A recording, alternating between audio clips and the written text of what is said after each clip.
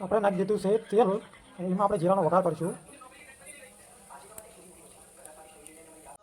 આમાં આપણે લેવાના લીલા ટમાટા, ડુંગળી, લીલા મરચાં, લસણ, લીલા મરચાંનો પેસ્ટ અને ધાણા, લાલ મરચું પાવડર, ધાણા જીરું પાવડર, ગરમ મસાલો અને છોલે મસાલો, ડુંગળી, હળદર અને સ્વાદ પ્રમાણે નમક. 4-5 મિનિટ આને સારી ડુંગળીને ચડવા દેવાની. હવે નાખીશું ટમાટા,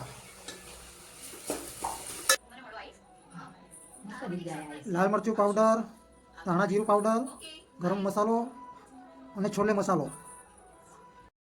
નાખીશું આપણે આ બધો મસાલો. અને થોડુંક જ પાણી નાખશું એટલે મસાલો બરાબર ચોટે. 2 મિનિટ આપણે મસાલા. હવે નાખીશું આપણે ચોલે ચણ્યા અને થોડુંક અમથું પાણી.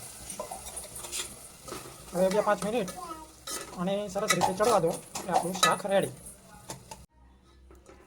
તો મિત્રો આપણું શાક થઈ ગયું છે રેડી, એકદમ મસાલેદાર, હોટલ જેવો ટેસ્ટ. તમે પણ એકવાર જરૂર ટ્રાય કરજો.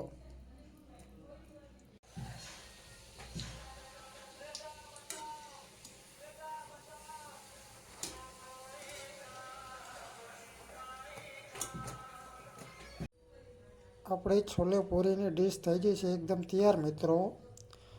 એકદમ હોટલ જેવો ટેસ્ટ. તમે એકવાર ઘરે જરૂર ટ્રાય કરજો. અને જો મારો વિડીયો તમને ગમે, તમારા ઘરે તમે બનાવો, તમને ટેસ્ટ સારો લાગે તો ચેનલને સબસ્ક્રાઈબ કરવાનું ન ભૂલતા. જય શ્રી કૃષ્ણ.